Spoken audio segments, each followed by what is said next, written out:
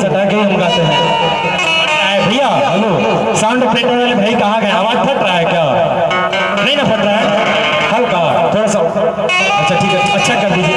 ये है ला लगा ला तनी पहले ओकरा अथी कर बुझाई इतना लाहे लाहे करबा। अरे लाहे लाहे डाली आज के बैठ जा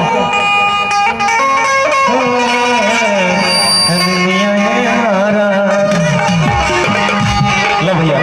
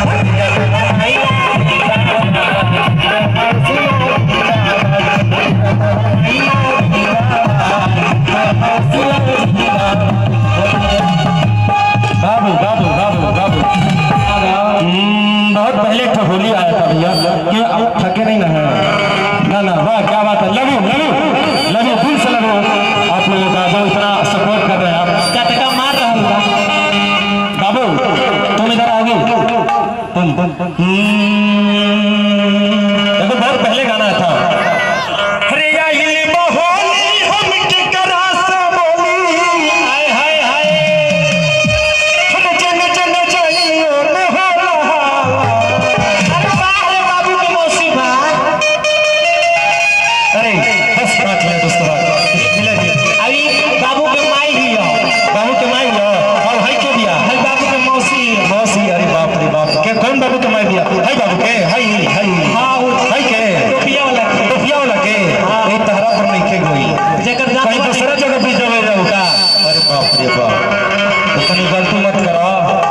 अच्छा उनका से नहीं, हम बड़ी दूर कहीं इनका से। अच्छा भैया से, क्या बात है, वाह वाह। रंजन बाबू अपने काम पे लगे हुए हैं ना? लगे यार, कैसे हो लड़का, कैसे कहता वॉल्यूम में तैयार हो गए? पकड़े रहिए, पकड़े रहिए, प्यार नहीं आँख खार हो गई बा। तुम्हारा प्यार में बर्बाद भइनी हो, जो हर भैया भैया कि तुम्हारा प्यार में बर्बाद भइनी हो, आज जो हर के सुई लेके चल गईनी हो, कि तुम्हारा चलत हम बाजार में पिटैनी हो। अच्छा ही बात से तू जब मिलल रहो हमारा से, कि तुम्हारा प्यार में पहला बार हम धोखा खैनी हो।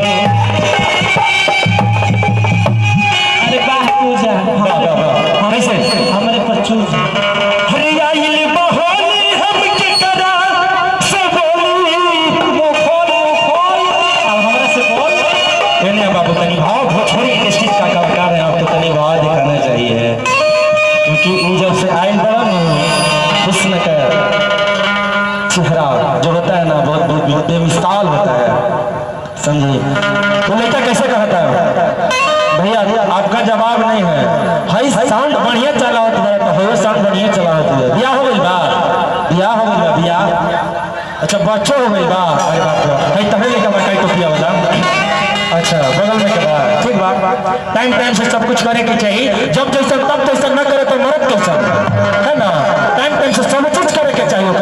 बाबू कुंदन जी अगर मेरे आवाज को सुन रहे हो और जो ड्राइवर जी वहाँ पे हैं तो प्लीज आप स्टेज पे आने का कष्ट करें, कुंदन बाबू, और उनको लेके आप स्टेज पे आ जाइएगा। कैसे कहा था, कैसे कहना था मैं हेलो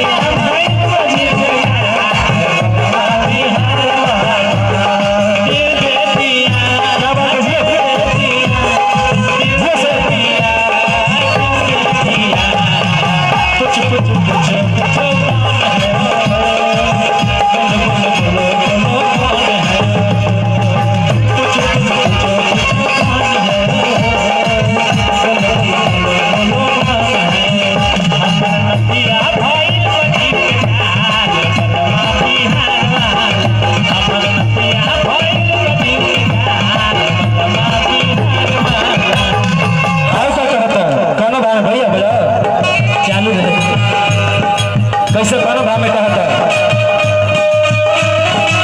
हेलो हेलो अरे हमारे नथिया भाई बज के अरे बंदा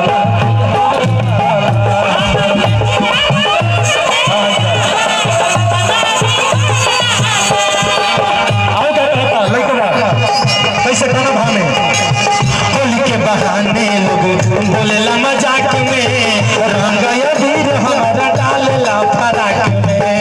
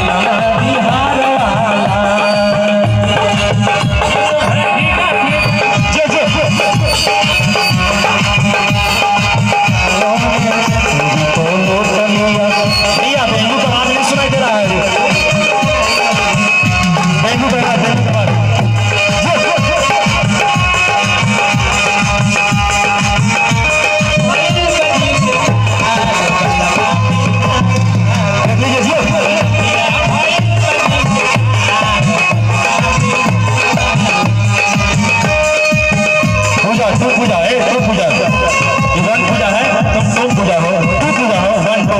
अरे वाह क्या बात है। ए पूजा उन्हें जाके छू